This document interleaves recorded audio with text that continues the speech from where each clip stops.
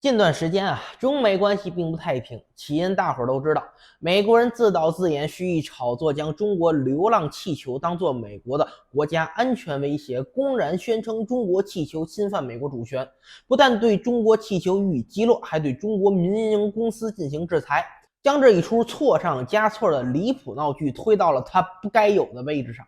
可以说美国民主党一系列所作所为，充分诠释了什么才叫后现代怪物和草台班子。而另一方面，作为美国文官治军模式下的政治延伸，美军这边也在以实际行动策应民主党一系列上蹿下跳的猴戏闹剧。不但在中国近海部署了马金岛和美利坚2艘闪电航母以及配套的2栖登陆作战部队，还将尼米兹号核动力航母开进了南海闹事。熟悉我国海军近几年变化的军迷朋友们也肯定都知道，近些年来取得卓越进步和巨大发展的成就之后，先进军舰量大管饱的中国海军早已具备在中国近海家门口对主动送上门找事的美国海军军舰进行1对1盯防，甚至是多对1跟踪监视的能力。理所当然的，再次跑到南海搞事的尼米兹号航母也享受到了同等待遇。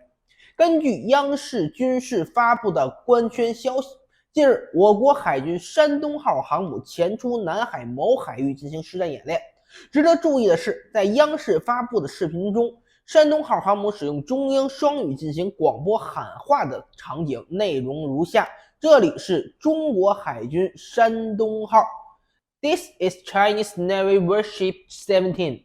正所谓字儿少事儿大。山东号航母这一看似简单的双语喊话，实际蕴含着很大的信息量。一般来说，我国海军进行双语喊话的时候，那是只有在外面对外籍船只靠近时进行警告提醒，或是对外籍船只进行友好交流问候时才会有的场景。能让山东号这么一艘舰队核心的大型航母进行喊话的，它必然不可能是什么出海打鱼灭了路的外籍渔船。再考虑到山东号喊话时使用的中英双语，那么现在在南海讲英文还得配上山东号航母这个体量出来公开喊话，它数来数去也就光剩下一个美国海军的尼米兹号航母了。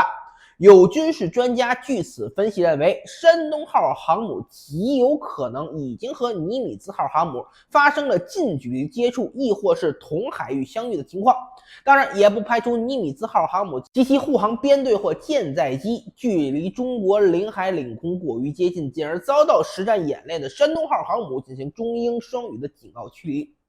当然，不论哪种原因，山东号航母在进行中英双语喊话广播之后，美国海军接下来的反应才是最有意思的亮点。按照我国商业开源卫星所拍摄到的尼米兹号航母在南海航迹图来看，这艘美国海军的10万吨级核动力航母目前已经主动撤出南海。尽管从山东号喊话到美航母撤离这一过程中究竟发生了什么，目前暂且不得而知，但就结果来说，还是耐人寻味的。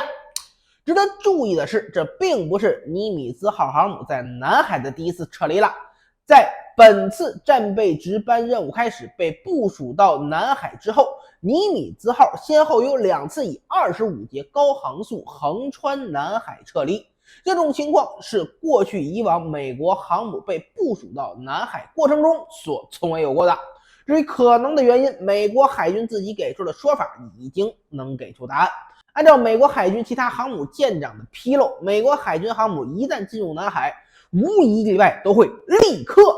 遭到中国海军的海空联合监视和动态追踪。最常见的情况是我军量大管饱，一口气大建几十艘，到现在还在继续建造当中的054A 护卫舰紧跟在美国航母后面进行追踪监视。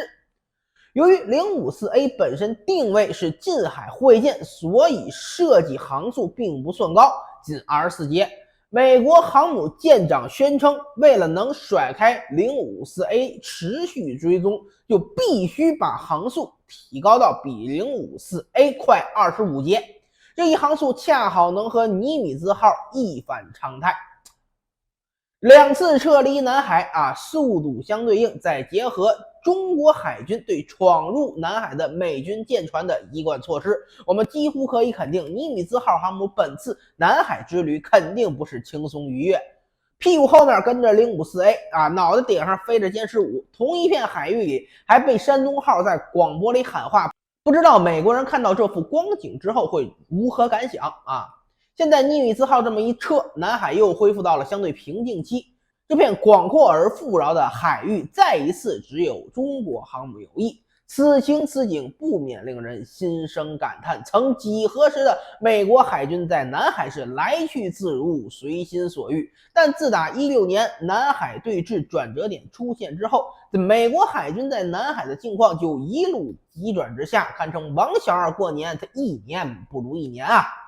现在的美国海军已经逐渐习惯于一进南海就遭到监视，一遭监视就被到处都是的054A 追着跑的感觉了。拿出25节的高航速躲避054A 那是常态，这是美国海军在全球范围内其他任何一片海域都遭遇不到的情况。也无外乎俄罗斯军事专家瓦西卡申对此点评：中国海军对南海的控制力已经前所未有的增强，美国人应该意识到，南海是中国南海，而非美国人的南海。